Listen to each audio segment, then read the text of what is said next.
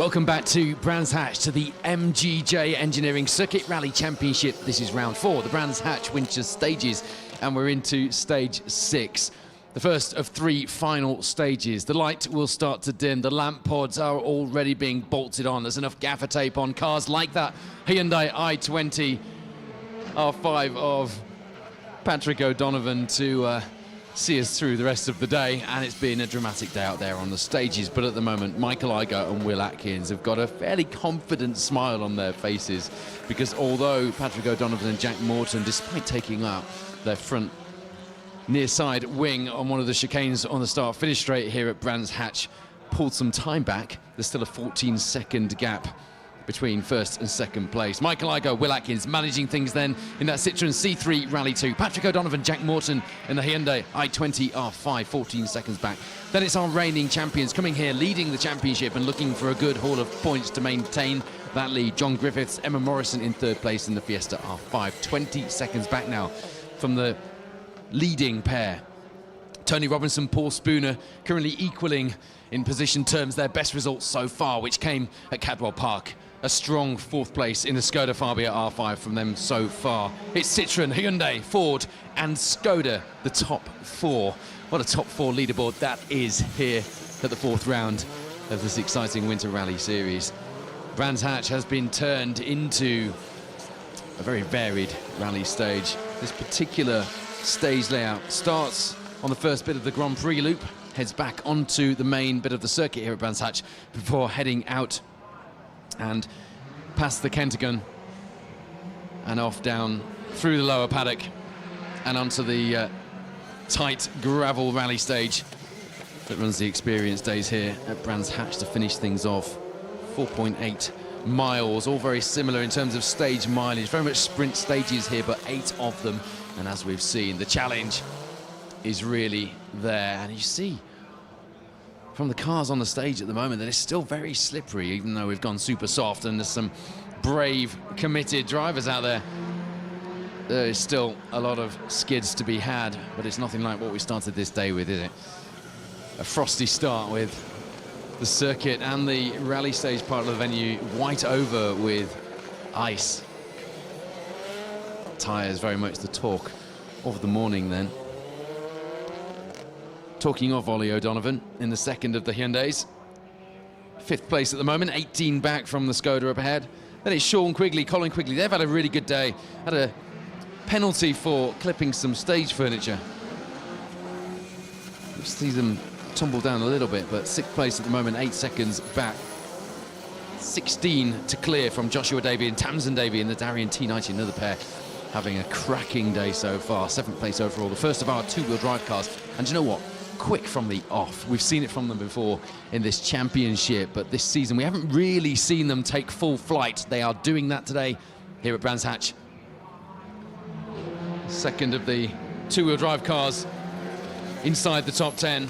James Garner and Jordan joins in the second of our Darien T90 GTRs. And that one is the championship winning car from 2019.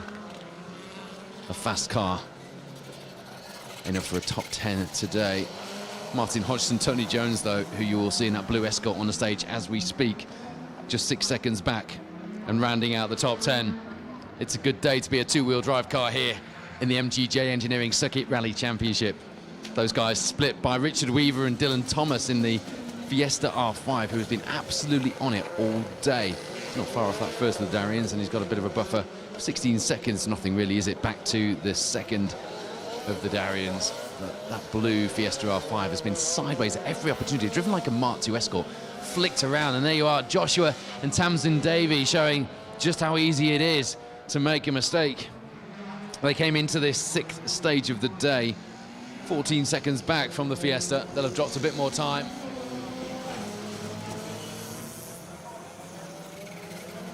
And that Darien taking a spin and styling it out with some tyre smoke to boot. But he only had, what did he have? 8 seconds to that Fiesta R5 of Richard Weaver. Richard Weaver saw that. He's overtaken Darien during that moment, and that's a big moment for him. Chris and Anthony Newton in that very sideways Nova has been going very well indeed. Tony Robinson, Paul Spooner, frustrated in the pit lane though, trying to get past. There's going to be a bit of red mist inside that car. Cracking drive as well from James and Josh Slaughter in the Escort in 11th place, and Sam Cox, Jack Cox in the Renault Clio Cup as well in 12th. Got some really good driving right through the field. I was talking to Neil Coleman, who he's just had one of those days, really. He was talking about, we were just having a chat to him a little earlier about the moment that they had earlier on with George Sherman alongside. So George has come over from America. It's his first rally in the UK. He's bought that Fiesta R5 off the Petches, and he did a test in it on Thursday, and this is the first event he's done in it. And you know, he did the first stage here at Brands with the bonnet up on the windscreen after clipping a barrier on the rally school start part of the stage, and really had to rely on the calls from Neil to get him around the circuit, the stage. So some really quite remarkable stories already coming out of today. We're going to take a little walk around in the paddock here at Brands Hatch and just get a feel. Just get a feel for what's happening here and some of the stories coming out. Leave Wayne in the media centre. I'm actually going to just, it's absolutely bitterly cold here at Brands Hatch, so I'm just going to stick a pair of gloves on. That's very good radio, isn't it? Walk around. We talked about Patrick O'Donovan having an incident on that last stage, and he did. He took out the front ring entirely. Very dramatic, bits of bodywork everywhere off the I-20, and the car still managed to get back to service. And Patrick, the Rallycross star and Extreme E star indeed, managed to get it back in and take 3 seconds out on the overall leaderboard from that Citroen C3 Rally 2 up ahead, and it pulled in cool as you like, climbed out of the car, and the team just bolted a new wing on it. It's that simple. So we're just, as we speak, you're watching the action on the screen, I'm wandering around the service area, and we're going to get a little bit of a feel for what's going on out here, because one of the best things about this championship is how accessible everything is. We're going to have a quick word with Ashley Davies and Sam Fordham. Sorry guys, I'm going to interrupt very briefly. Sam, we're still friends, but you've broken the car. The thing is, no, I haven't broken the car. Ashley's broken the car again. It's a team effort. Yeah, it's a team effort when we break things. When he wins, he's very good at winning on his own. Have you not noticed this? Well, if he's retired, that means he's going to take his clothes off and go and hold the pit board, isn't it? I do believe he promised to do that. Yeah. Where would you like him? Where's the cameras going to be? I don't like that phrase, really. Yeah, it's a bit of a shame. We've power steering pipe's gone.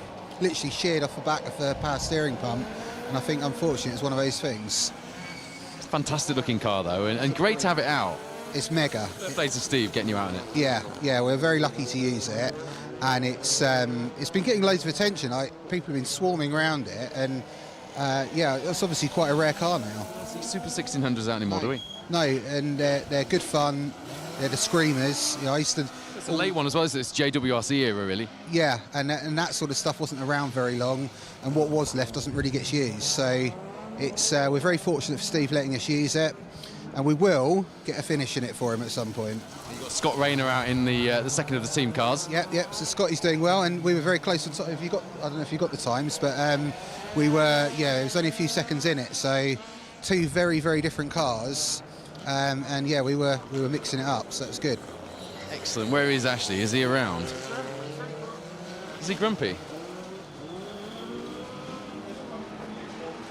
Well, I don't know. I don't know what health and safety would have to say about me reaching underneath a car to get an interview, but I'm going to do it. Ashley, talk to me from underneath the car. This is raw emotion. Unfortunately, we've had a power steering line fail, and it's broke a steel line, and we're just trying to do a repair on it, but it's really fighting us at the moment. So yeah, we're having a good day up until then, really enjoying it, but yeah, unfortunately the car's let us down today.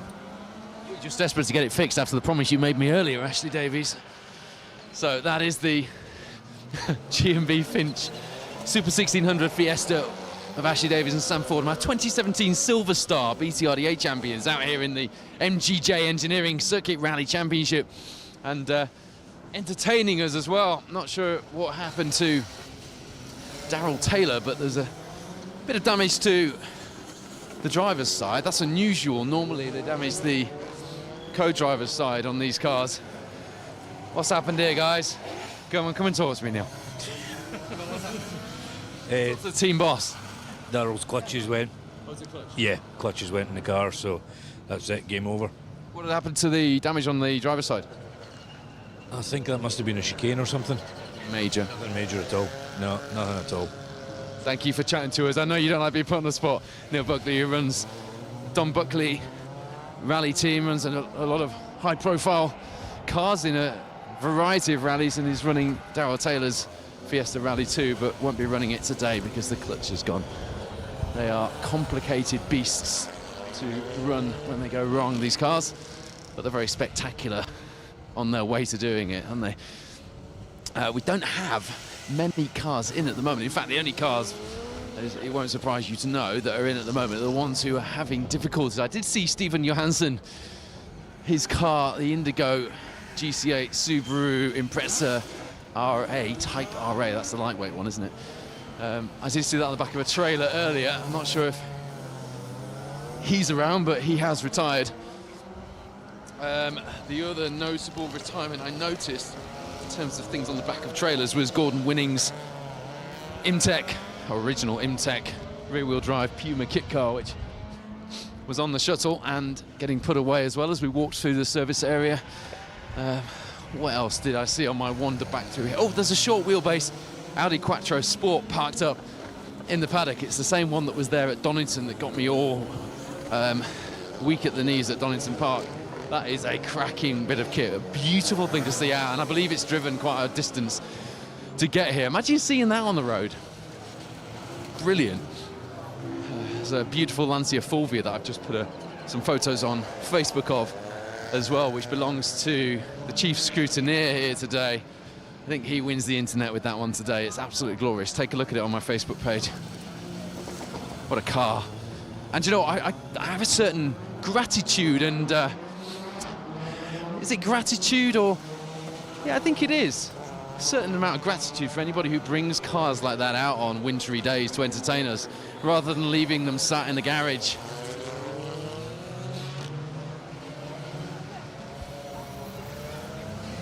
What's happened to the little 106 that, you know, the sheriffs were so excited that the 106 adorned the front cover of the programme here at Brands Hatch this weekend, and what's happened?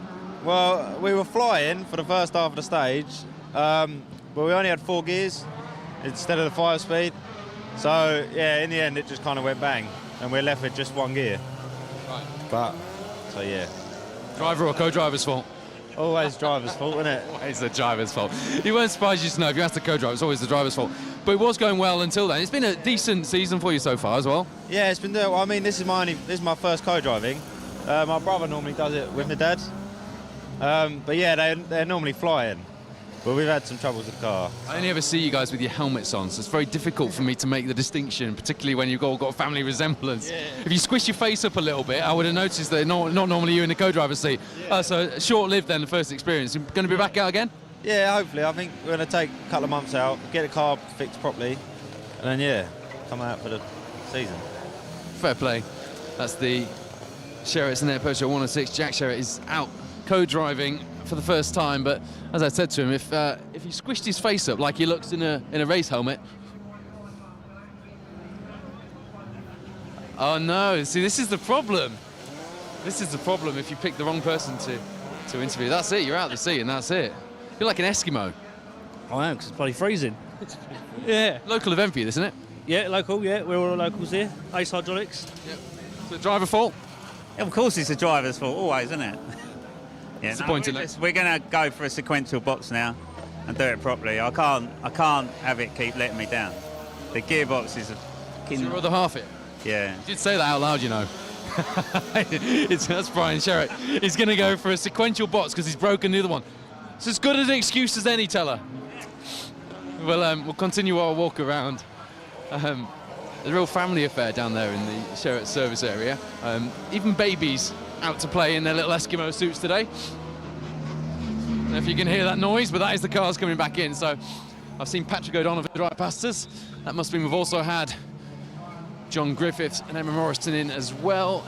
And that was Ollie O'Donovan and Ashley Morris driving past us there into their service area. So we'll get a bit of a rundown on how the event's going from their point of view. I'll tell you what, we saw Patrick win at Cadwell Park and win in such spectacular fashion, didn't we? And keep such a level head while doing it. Today he's had well, not the best of days. I mean, the results, the leaderboard at least, doesn't necessarily tell the story there because he's only 14 back from Michael Igoe, but it was a bit of a scrappy first stage. Second stage was better, and that last one he did clump the chicane and create quite a lot of damage to that Hyundai. So it was in stage 4, that wasn't it? So he's still cool as a cucumber. He gets out of the car. Notice there's no music in the service area today. We normally have music. Music to fix rally cars by.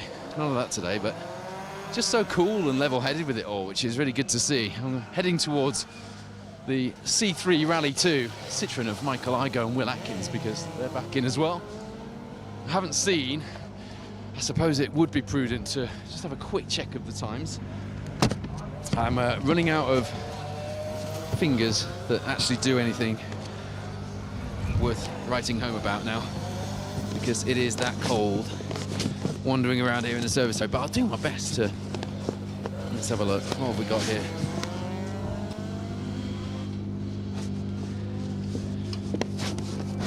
Right, the gap is now 38 seconds back to John Griffiths and Emma Morrison. Is that because we've lost Patrick O'Donovan? I'm not sure, actually.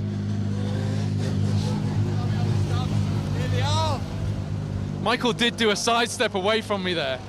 Quite handy that you're in the back of the trailer, Michael. 38 seconds the gap now as Patrick dropped out on that one. He dropped out on that stage? You guys are... No, I think when we finished the stage, he was like just a second up on us there. Waiting for his time to drop in then, but really good day from you guys because we weren't quite sure after the pace we saw from Patrick at Cadwell. We were robbed of that fight late on because of your double puncture. We weren't quite sure how today was going to go, but you guys have been hot out of the box and having those tyres, the right tyre choice was crucial. Yeah, I think everybody went for the ice tyres this morning and I don't think it was maybe the right choice to go for, but yeah, there's a few started on the super softs. Car seems to be going well.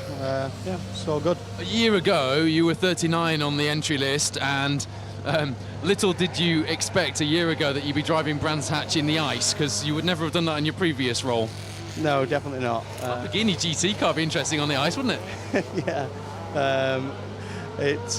Yeah, it was only saying with Will earlier that this was like, this time last year was the first time I'd sort of stepped foot in a rally car. So, yeah, no, really happy with where we're up to today and enjoying it. Last time we spoke, you were talking about Skodas, and then I noticed you've adorned your shuttle here with the Citroen, which looks like a bit of a more long-term plan. Yeah, no, the Citroen seems good. I went and had a test in the car, felt comfortable in the car. Still haven't done an awful lot in it. The second time, really, I've drove it obviously. First time you won it. Yeah, but... Yeah, it's very different to drive. I think it maybe suits my driving style better than the Fiesta. So, yeah, no, all good. We noticed, and it's only anecdotal because we're not inside the car, but we noticed that you were skipping this thing around. Like in the tighter sections, it looked like you were really on top of the car. And we saw you have that big do on the Wheatcroft straight at Donington. You managed to gather it up, which, you know, if you're not on top of the car, those moments can go badly very quickly. Yeah, no, I think the chassis on the car seems great, and yeah, I think I seem to be gelling quite well with it so far. It's twitchy, isn't it? Yeah, oh yeah, definitely. It's a lot more edgy than what the Fiesta was, but maybe that suits my driving style better. So when Patrick's time drops in, I expect we'll see him, you know, probably having taken a little bit of time in that one. He was going well through the first part of the stage, but you're going to have a not a very comfortable margin, but nevertheless a margin going into the last two. What's the plan? What do you do now? Well, just keep our heads down and don't take too big a risk, really, because as you can see, Patrick earlier the stage before, he outbraked himself and hit the chicane. I don't know if you were live on air then, but yeah, it's when you're right on the top end of it, it's so easy to make a mistake. It's the difference of being on the fence and off the fence. It's a very, very small margin. We we go, talking like an endurance racer. I wonder what happened there. Michael Igoe currently leading the Brands Hatch Winter Stages and comes here second in the championship for the MGJ Engineering Circuit Rally Championship. Just wandering down, just a quick look at. I'll tell you what, we'll have a quick word with Richard Weaver.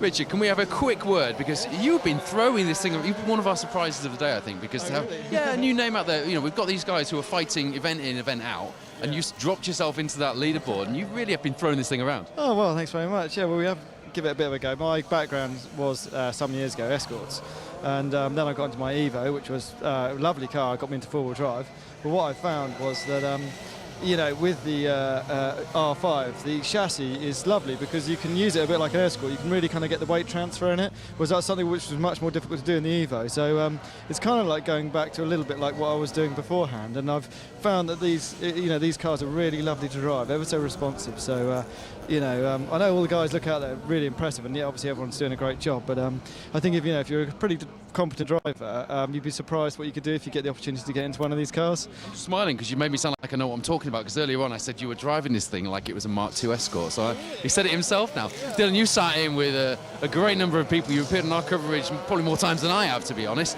And here you are in the MGJ Engineering Circuit Rally Championship. We talk a lot when we're doing these shows about the different categories and disciplines that we're covering. This one's very different from the other stuff that we do, but it's so accessible, isn't it? How often do you, in your rally career, jump out of the car and you're surrounded by so many people and families and people that you wouldn't normally see in the middle of a forest or a normal service area? It's nice to see, isn't it? You know, loads of family, kids, they all seem to be enjoying themselves, even though it's bitterly cold here, but it's nice and dry, so that's a plus point for them. And yeah, we're having fun. Really having good. I haven't seen times from that stage. Are you still 7th? No, I think we're 8th at the minute. Unfortunately, we got held up there, but that's just a curse of single venue. I mean, it's so fun, isn't it? Because everyone always complains about like being bulked and everything, but like a single venue, you know, it's going to happen to you at some point. So I always think that, you know, it's a bit of a moot point because I think at some point everyone gets held up. You had your Days of Thunder moment as well, with all that tyre smoke in front with Josh and Tamsin Davey, and you just drove through the smoke, drive for them, and they disappear out the way. That's how it works, isn't it? Yeah, pretty much. Yeah, that's right. You're just not into them. But we had a little bit of a spin of our own actually on, I think it was stage 4, but we found out when we came back in service we had a broken front steering component. So, because I said to Dylan, I said, I don't think the car's handling quite as it should be, and I was relieved that it was actually something as well wrong with the car rather than just my bad driving. So, it was... no one's having that, no one's who's watching today. Thanks guys. Richard Weaver, Dylan Thomas out in the Fiesta R5, and just like I said earlier, driving it like a Mark II Escort, and doing that, it seems, by design. Sean and Colin Quigley have been having a good day out here as well. See if I can grab them. They're out of the car.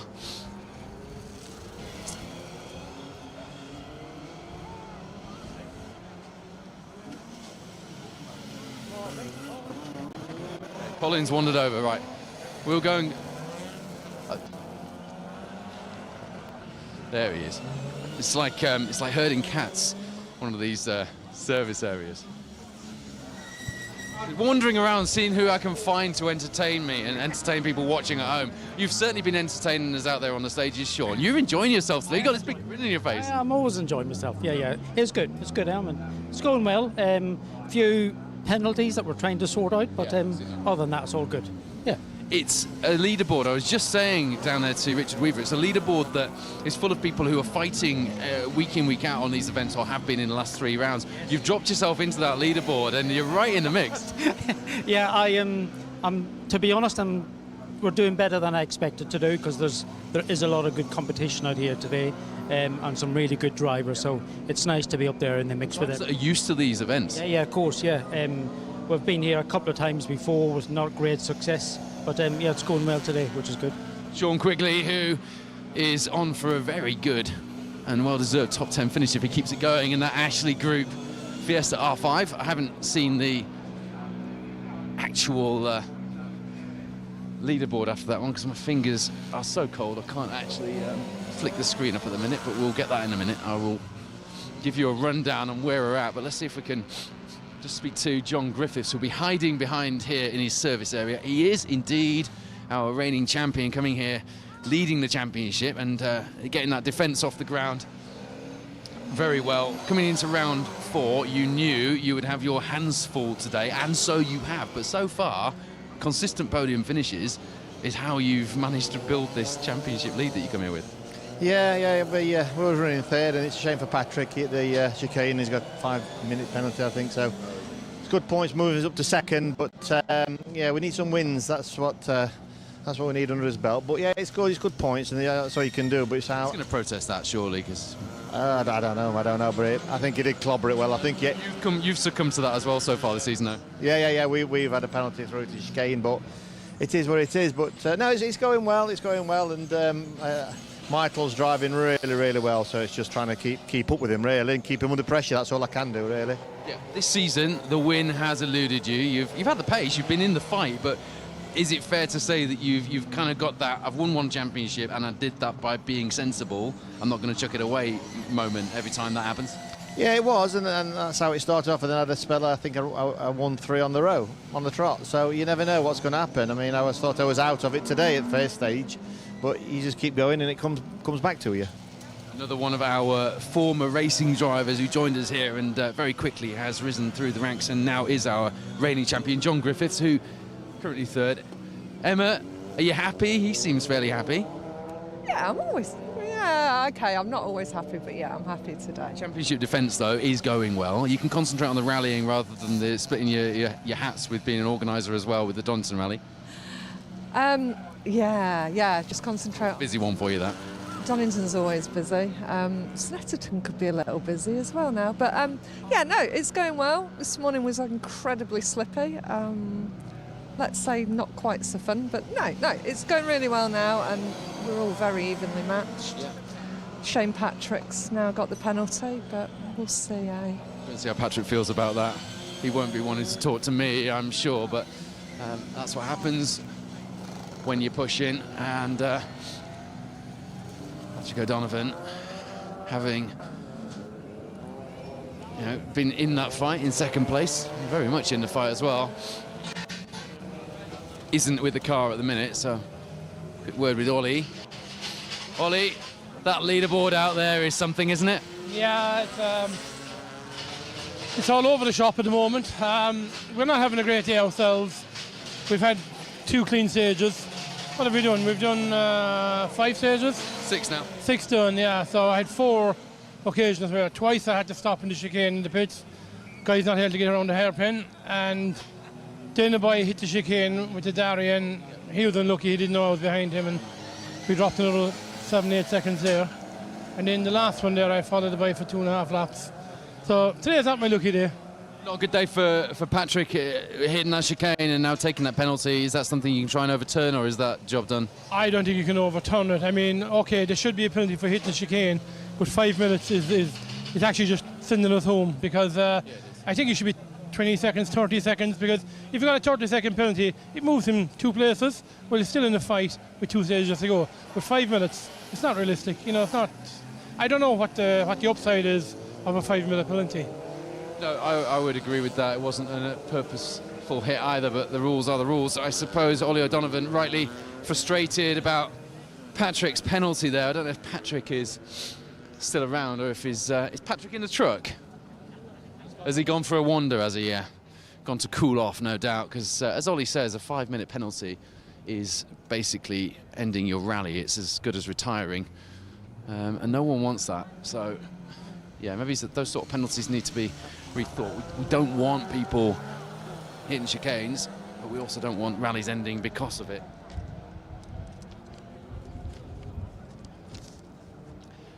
We are going to regroup. We're going to go back to the studio here at Brands Hatch, and we will have action from the final 2 stages for you, and all the reaction at the finish. Whoever it will be spraying that champagne, we will be there with them, and so will you if you stay tuned. I just want to grab one more person, producer Wayne, before we go, because Tudor Jenkins, how are you? I'm very well, thank you very much. How are you keeping? Yeah, good, thank you. Not so good for Ashley and Sam, but Ashley has promised that he's going to take his clothes off and go and hold a pit board if he retires. So he might well do that, because that's that sort of thing he will do. I normally see you out on your local events. I normally get out for this event because I enjoy this one with my daughter, and but this year later on in the year, I'll be out and about again. Good to see you, Tudor. Have you spoke to Ashley? I have. You have, yeah. I spoke to him under the car. Ashley's old man, Tudor. Always great to see him out and about. Former Met police officer, and tells me some amazing stories. I love listening to Tudor's stories. Right, I will leave you there. We will be live again for the final 2 stages, and we'll be there for that champagne moment. Who will it be, though? You wouldn't put money on it thus far, would you? We're going to leave you with, well, some review and highlights from the last couple of rounds of the MGJ Engineering Circuit Rally Championship while we regroup and get ready for going live next stage.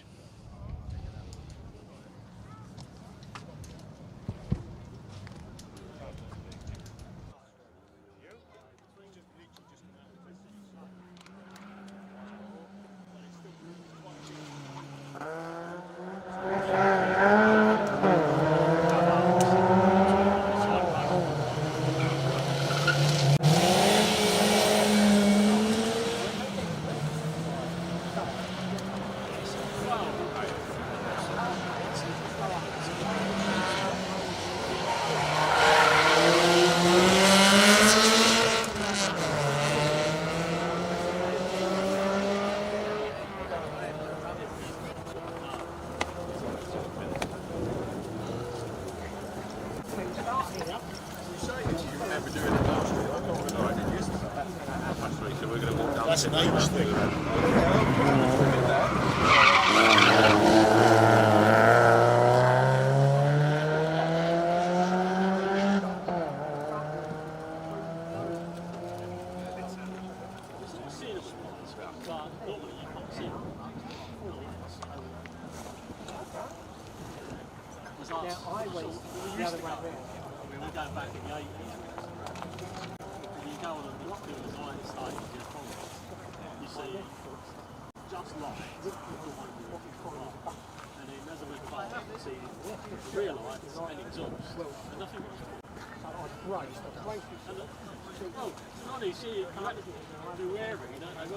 Stones at you as they go past.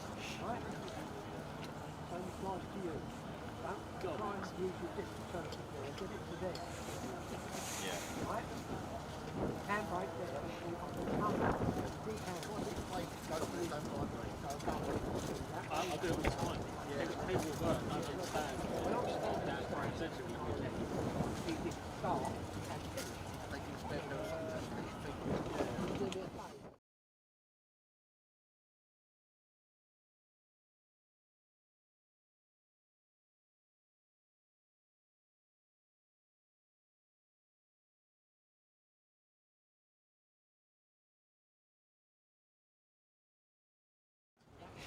Wales, back to Harrogate, and then back home. 5